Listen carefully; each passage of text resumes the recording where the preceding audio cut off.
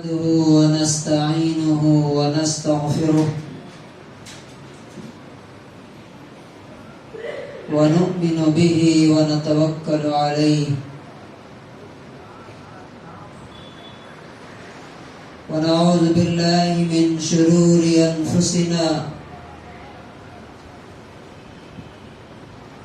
ومن سيئات أعمالنا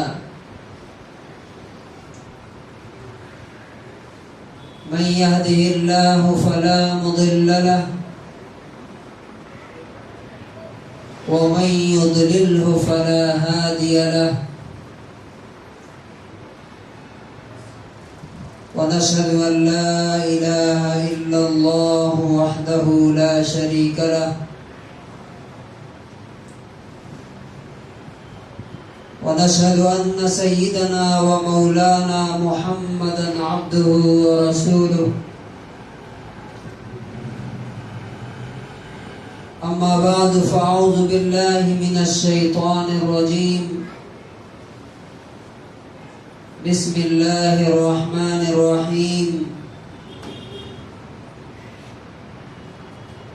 قل إن كنتم تحبون الله فاتبعوني يحببكم الله ويغفر لكم ذنوبكم والله غفور رحيم وقال النبي صلى الله عليه وسلم من رغب عن سنتي فليس مني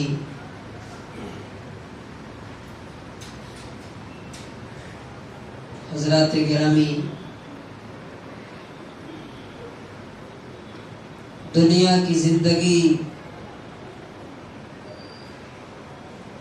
ہر لمحہ بدل رہی ہے۔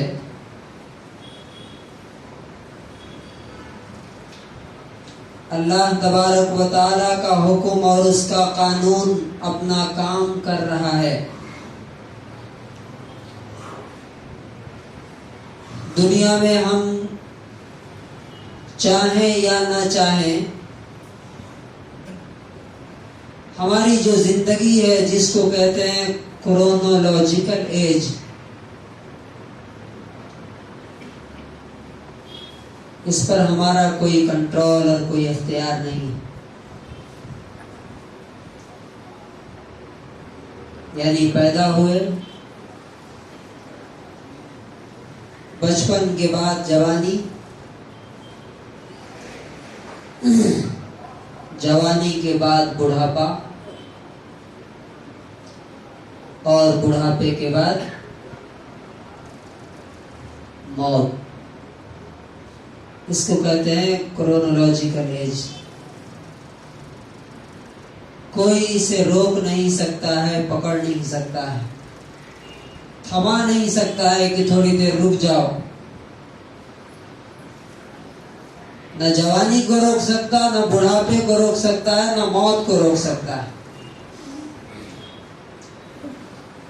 اور انسان جب سے دنیا میں آیا تب سے اپنے رب کی طرف سفر اس کا شروع ہے۔ کتنی حیرت کی بات یہ ہے کہ جدھر جا رہا ہے اسی کو اس کو خبر نہیں ہے کہ وہاں پہ کیا ہونے والا ہے میرے ساتھ۔ اللہ رب العزت کے پاس دو ہی کنڈیشن میں انسان پہنچے گا، وَنَحْشُرُ الْمُتَّقِينَ إِلَى الرَّحْمَنِ وَفْدًا۔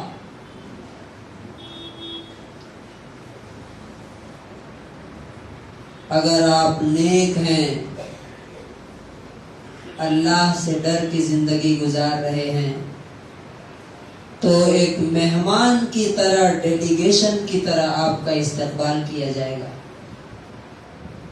جیسے ہمارے یہاں کوئی مہمان آتا ہے تو پہلے سے آدمی موجود ہوتا ہے ریسیپشن کے لیے، استقبال کے لیے۔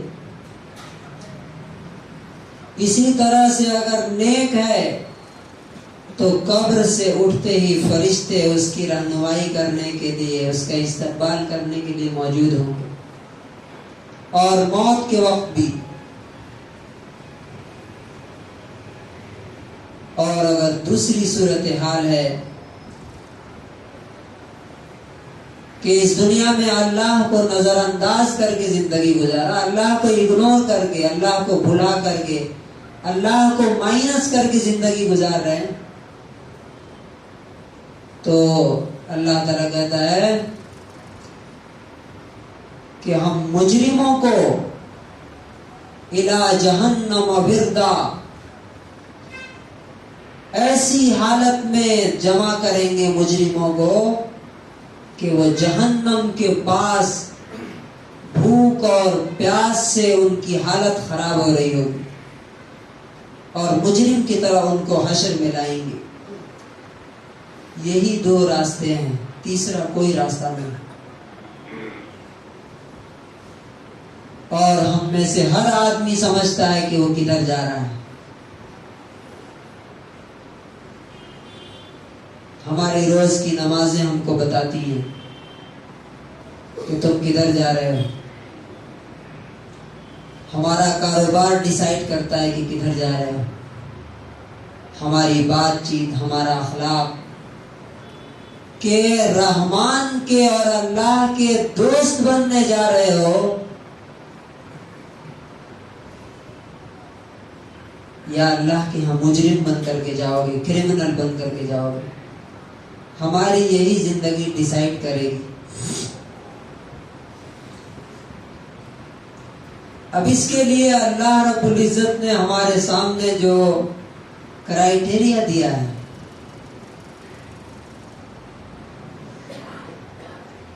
جس سے ہم اپنے آپ کو تول سکتے ہیں، ناپ سکتے ہیں، کہ اللہ تعالی ہمارے ساتھ کیا کرنے والا ہے، میرا انجام کیا ہونے والا ہے۔ اللہ تعالیٰ فرماتا ہے سورہ نمبر 3 آیت نمبر 31 میں، قُلْ إِن كُنتُمْ تُحِبُّونَ اللَّهَ فَاتَّبِعُونِي،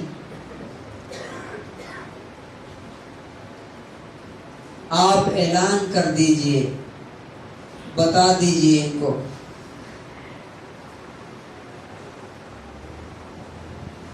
اگر تم اللہ سے محبت کرتے ہو تو مجھے فالو کرو، میرے پیچھے پیچھے چلو، میں جیسا کر رہا ہوں ویسا کرو۔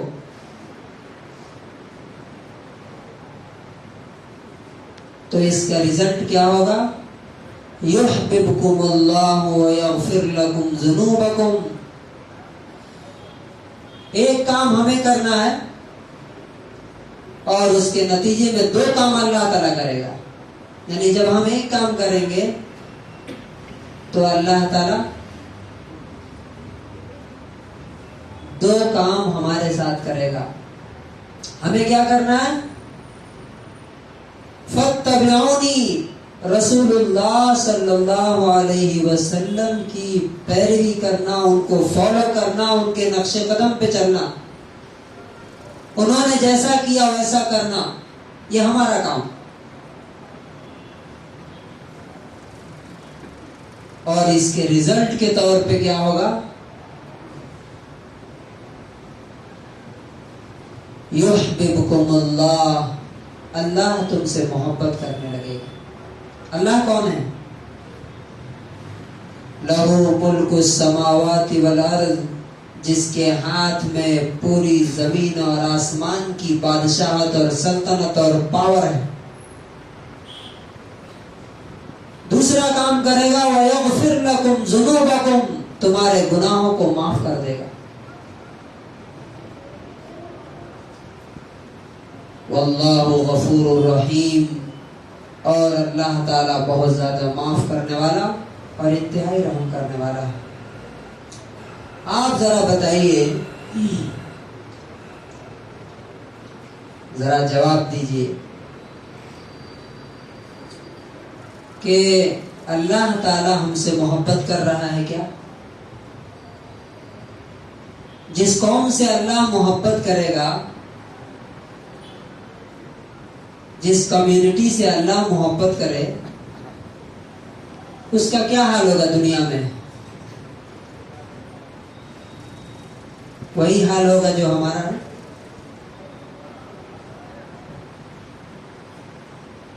نہیں ہو سکتا۔ اللہ تعالیٰ صحابہ سے محبت کرتا تھا، صحابہ سے محبت کرتا تھا اللہ تعالیٰ۔ صحابہ کے وہی حالات تھے جو آج ہمارے ہیں۔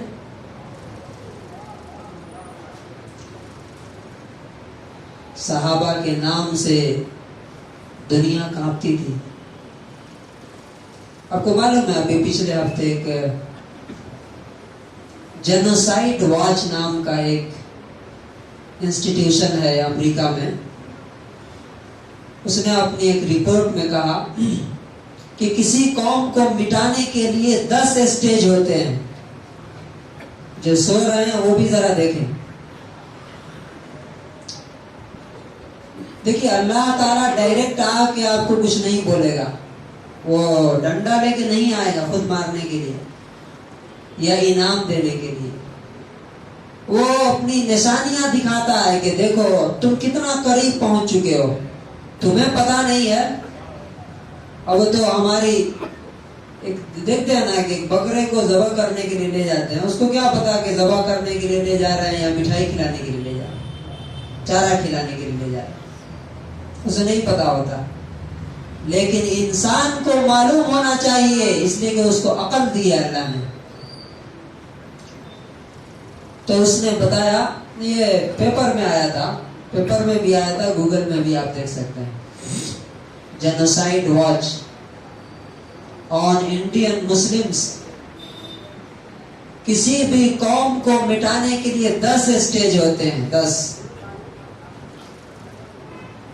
ہندوستان کے مسلمان 8ویں اسٹیج میں ہیں، اور لکھا ہے کہ ہندوستان میں مسلمانوں کا صفایا 2 قدم دور ہے، 2 قدم۔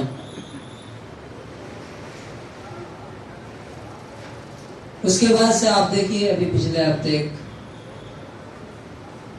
ہندوستان کی سب سے بڑی آرگنائزیشن کے چیف کا بیان آیا تھا کہ اس ملک کو تو ہندو راشٹر بن کے رہنا ہے۔ کہاں کہا؟ آپ کے کرناٹکا میں کلبرگی میں کہا۔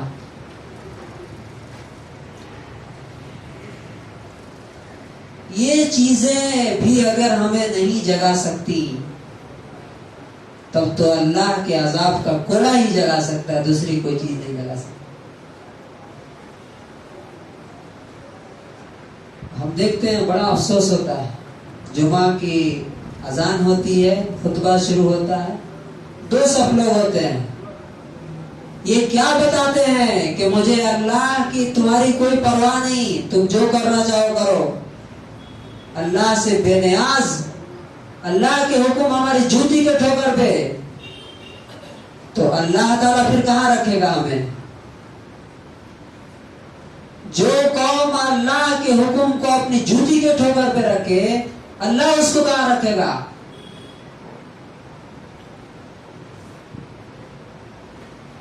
بس حالات بہت قریب ہیں۔ اب بھی اگر توبہ نہیں کریں گے، معافی نہیں مانگیں گے اللہ سے، تب تو اب 2 ہی قدم باقی ہے نا۔ اور میں نہیں کہہ رہا ہوں، کوئی مسلمان نہیں کہہ رہا ہے، کوئی مولوی نہیں کہہ رہا ہے، ایک انگریز ادارہ انسٹیٹیوشن جو اسی کے لیے بنا ہے کہ پوری دنیا میں وہ دیکھتے ہیں کہ جینوسائیڈ مطلب قتل عام،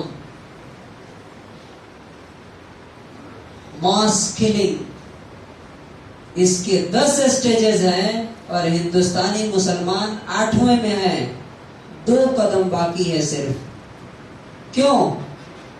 اللہ تعالیٰ کہتا ہے کہ اے نبی ان سے کہو کہ اگر تم مجھے فالو کرو گے، مجھے مانو گے، میرے نقش قدم پہ چلو گے تو اللہ تم سے محبت کرے گا۔ اور اللہ جس سے محبت کرے گا اسے کوئی مٹا سکتا ہے کیا؟ اسے کوئی نہیں مٹا سکتا، اسے کوئی ختم نہیں کر سکتا. اس لیے کہ وَمَكَرُوا وَمَكَرَ اللَّهُ وَاللَّهُ خَيْرُ الْمَاكِرِينَ، لوگوں کی بھی تدبیریں ہیں، پلاننگ ہے، چالیں ہیں، سازشیں ہیں، اور اللہ کی پلاننگ الگ ہے، اور اللہ تعالیٰ سب سے بہترین پلانر ہے. کسی کی پلاننگ کامیاب ہونے جا رہی ہے، اس کا مطلب کیا ہے؟ اللہ کی طرف سے گرین سگنل مل رہا ہے، کرو، کر سکتے ہو. تو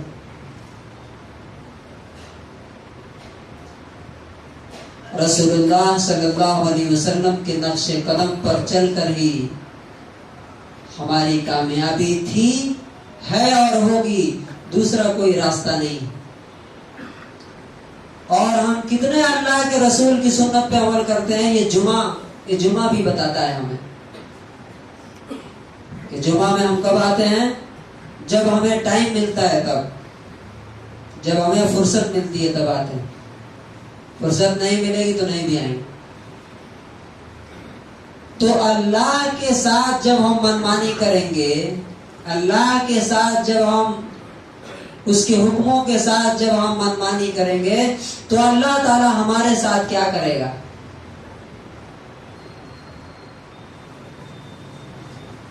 دیکھیے، ہمارے ساتھ صرف ایک ہی وعدہ ہے، ایک ہی کنڈیشن ہے اللہ کی مدد کے لیے ہمارے ساتھ، دوسری کوئی کنڈیشن نہیں. کیا؟ ان تنصروا اللہ ینصرکم، تم اگر اللہ کی مدد کرو گے، مطلب اللہ کے رسول کی بات مانو گے، اللہ کے رسول کے نقش قدم پر چلو گے، صحابہ کرام کی پیروی کرو گے، تو اللہ تعالیٰ تمہاری مدد کرے گا. اگر نہیں کرتے تو اللہ کی تمہاری کوئی پرواہ نہیں ہے. تم کہاں کس جہنم میں جا کے گر رہے ہو، کوئی پرواہ نہیں.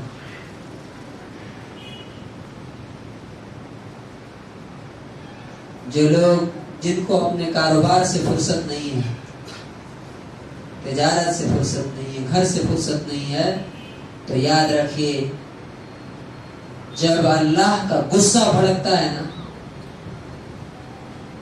تو نہ آپ بچیں گے. اپنے بارے میں زیادہ سوچتے ہیں نا دن بھر، اور اپنے بارے میں سوچنے سے ہمیں فرصت نہیں ملتی ہے کہ اللہ کے حکم کی طرف توجہ دیں. تو جب اللہ کا غصہ بھڑکتا ہے تو نہ آپ بچتے ہیں، نہ گھر بچتا ہے، نہ کاروبار بچتا ہے، سب تباہ. اور دنیا نے بار بار اس کی مثال دیکھی ہے، بار بار مثال دیکھی.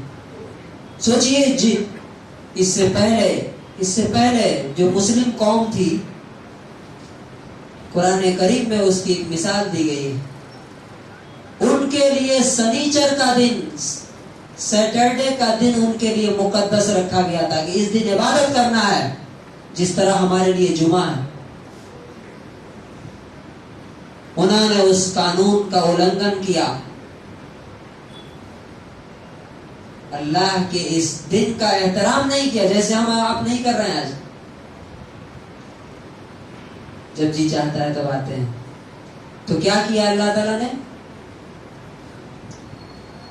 فَجَعَلْنَاهُمْ قِرَدَةً خَاسِئِينَ، ان کو ذلیل بندر بنا کر کے رکھ دیا. تو کیا اللہ کے ساتھ ان کے ساتھ کوئی دشمنی تھی کیا اللہ کی، اور ہمارے ساتھ رشتہ داری ہے کہ انہوں نے غلط کیا تو ان کو سزا ملی؟ ہم اگر چاہے غلط کریں صحیح کریں، محمد صلی اللہ علیہ وسلم کی امت میں کچھ جاہلوں نے ایسی نعت بھی بنائی ہے کہ ہم جو کچھ کریں جنت میں چلے جائیں گے کیونکہ محمد صلی اللہ علیہ وسلم کی امت میں ہے. ایسا نہیں ہوتا. آپ اگر قرآن پڑھیں گے، حدیث پڑھیں گے، تو آپ کو پتا چلے گا کہ لا تبدیل لکلمات اللہ، اللہ کے جو فیصلے ہیں، اللہ کا جو قانون ہے، کسی قوم کے لیے بدلتا نہیں ہے. اگر انہوں نے سنیچر کا احترام نہیں کیا اور ان کو بندر بنایا اور ان کو ختم کر دیا، مٹا دیا، ہم جمعہ کا احترام نہیں کریں گے تو اللہ تعالی ہم کو زندہ رکھے گا کیا؟ نہیں، ایسا نہیں ہوتا. لا تبدیل لکلمات اللہ. اور ایک جگہ کہا لا مبدل لکلمات اللہ. اللہ کی باتوں کو کوئی بدل نہیں سکتا، کوئی بدل نہیں سکتا. کیا ابھی 2 قدم دور ہیں ہم جانتے ہیں بہت سے لوگوں کو یہ چیزیں مذاق لگتی ہیں، لگتا ہے ارے یہ سب باتیں ہوتی رہتی ہیں، کیا بہت دن سے سن رہے ہیں ہم. اللہ کی پکڑ جو ہے نا ایک بیگ نہیں آتی، ایٹ ونس نہیں آ کے گردن پکڑ لیتا کوئی. یہ اللہ کی سنت نہیں ہے. کیا اللہ تعالیٰ کیا کرتا ہے؟ سنستدرجہم من حیث لا یعلمون. ہم ان کو دھیرے دھیرے دھیرے دھیرے تباہی کی طرف لے جاتے ہیں، اور ان کو جب وہ تباہی آ کے پکڑتی ہے تو انہیں احساس بھی نہیں ہوتا کہ یہ کیسے ہو گیا، یہ کہاں سے ہو گیا. اچانک نہیں ہوا، یہ برسوں کے جرائم اور کرائم کا رزلٹ ہوتا ہے جو آ کر کے اچانک پکڑ لیتا ہے ہمیں.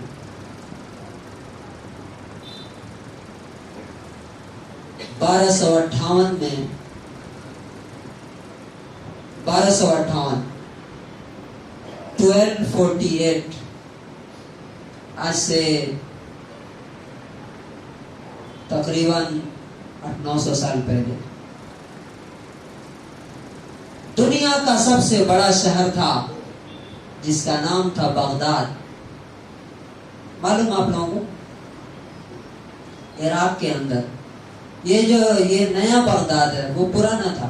دنیا کا سب سے بڑا گریٹ سٹی بغداد تھا. دنیا کے سب سے بڑے بڑے سائنٹسٹ وہاں رہتے تھے، سب مسلمان تھے. لیکن ان کے بھی حالات ویسے ہی تھے جیسے ہمارے ہیں آج. بڑے بڑے سائنسی لیبورٹری تھا وہاں پہ، جس کو سائنسی تجربہ گاہ بولتے ہیں. اور وہاں کا کتب خانہ اور لائبریری دنیا کی سب سے بڑی لائبریری تھی. ہم لوگ بولتے ہیں نا علم کی کمی سے ہم پیچھے ہیں، صرف علم کی کمی سے پیچھے نہیں ہیں. وہاں دنیا کے سب سے بڑے سائنٹسٹ رہتے تھے، سب سے بڑا محل، سب سے بڑا راجا. لیکن جب اللہ کا عذاب آیا اللہ کے حکم کو چھوڑنے کے نتیجے میں، تو معلوم ہے کیا ہوا؟ ایک بھی شخص پورے شہر میں زندہ نہیں بچا. کہتے ہیں کہ 18 لاکھ مسلمانوں کو چین سے آنے والی ایک جاہل قوم نے، یہ پڑھے لکھے تھے، سیویلائزڈ تھے، سائنٹیفک ریسرچ میں دنیا میں سب سے اوپر تھے، کیسا کاٹا ہے، کیسا مارا ہے جاہل قوم نے تاتاری، کہ ان کے گھوڑوں کی کمر تک ان کے خون میں تیرتے تھے ان کے گھوڑے. اور جب وہاں کی لائبریری جلائی تو پوری ندی وہاں کی دریائے دجلہ اس کی روشنائی سے کالی ہو گئی، خون سے ایک بار لال ہوئی. اور جب لائبریری جلائی تو اس لائبریری کی روشنائی سے انک سے کالی ہو گئی. اور بادشاہ کو پکڑ کر کے مستعصم باللہ، نام دیکھیے، مستعصم باللہ نام سے نہیں ہوتا. ہم لوگ عبداللہ، عبد الرحمن اور مسلمان گھر میں پیدا ہو جاتے ہیں، سمجھتے ہیں جو کچھ کریں گے اللہ تعالیٰ معاف کر دے گا. نہیں، مستعصم باللہ کتنا خوبصورت نام ہے، اللہ کو مضبوطی سے پکڑنے والا. یہ نام تھا اس کا، کام وہ نہیں تھا. پتہ ہے کیا کیا؟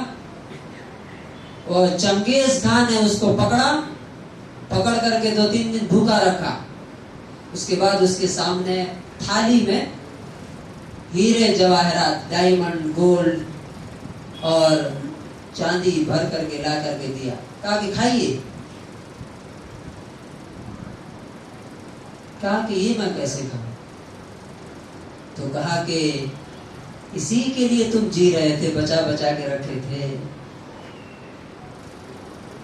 یہی تم بچا بچا کے رکھتے تھے نا. ان کو اپنے فوجیوں پر کیوں نہیں تقسیم کیا؟ لوگوں کو کیوں نہیں دیا؟ کہ وہ تمہارے لیے لڑتے، اور اس کے بعد اس کو باندھ کر کے، بوری میں باندھ کر کے اور گھوڑے دوڑا دیے، ذلت کی موت، اور پورا شہر شمشان گھاٹ بن گیا، قبرستان بن گیا۔ اور مورخین کہتے ہیں کہ 18 لاکھ مسلمان وہاں آباد تھے، ایک بھی نہیں بچا، ایک بھی نہیں بچا۔ وہ دن دور نہیں ہے، وہ دن دور نہیں۔ اگر یہی ہمارا رویہ رہا، یعنی اب جب دنیا پیشن گوئی کر رہی ہے، پریڈکٹ کر رہی ہے کہ بھائی دیکھو اب 2 قدم دور ہو تم، تب تو کم سے کم ہمیں اللہ سے معافی مانگنی چاہیے، توبہ کرنی چاہیے۔ ابھی بھی ہمارے جمعہ کا حال دیکھیے، نمازوں کا حال دیکھیے، تو دیکھ کر کے رونا آتا ہے کہ کیا مسلم قوم اب بھی اگر اللہ تعالیٰ کا حکم نہیں مانے گی تو کب مانے گی؟ جب گردن پہ تلوار آ جائے گی اور پھانسی کا پھندا آ جائے گا تب مانے گی کیا؟ اس لیے حالات جو کچھ ہیں، جدھر جا رہے ہیں، اس پہ ڈیبیٹ کرنے کے بجائے حالات کو جو کریٹ کرنے والا ہے اللہ تعالیٰ، اس کی طرف آئیے۔ اب اگر نہیں آئیں گے تو جیسے بغداد کی تباہی ہوئی، اسی طرح سے ہندوستان کی تباہی، ہندوستان کی نہیں، ہندوستان میں ان مسلمانوں کی تباہی جنہوں نے اللہ کو پیچھے کر دیا ہے، اگنور کر دیا، کچھ نہیں، مائنس کر دیا ہے۔ جیسے آپ دیکھ لیجئے جمعہ کی نمازوں کا حال دیکھ لیجئے، باقی نمازوں کا حال دیکھ لیجئے، کیا ہوتا ہے؟ جب دل چاہتا ہے آتے ہیں، جب نہیں چاہتا نہیں۔ یعنی یہ ایک سمبل ہے کہ جب پہلا حکم اللہ کا کوئی قوم نہیں مانتی تو باقی حکم کیا مانے گی؟ اللہ تعالیٰ سے دعا ہے کہ پروردگار عالم ہمیں ابھی بھی ہوش میں آنے کی توفیق دے، اور ہماری تباہی سے پہلے اس تباہی سے بچنے کے لیے اللہ رب العزت سے توبہ اور اس سے معافی مانگنے کی توفیق نصیب فرمائے۔ بارک اللہ لنا ولکم فی القرآن العظیم۔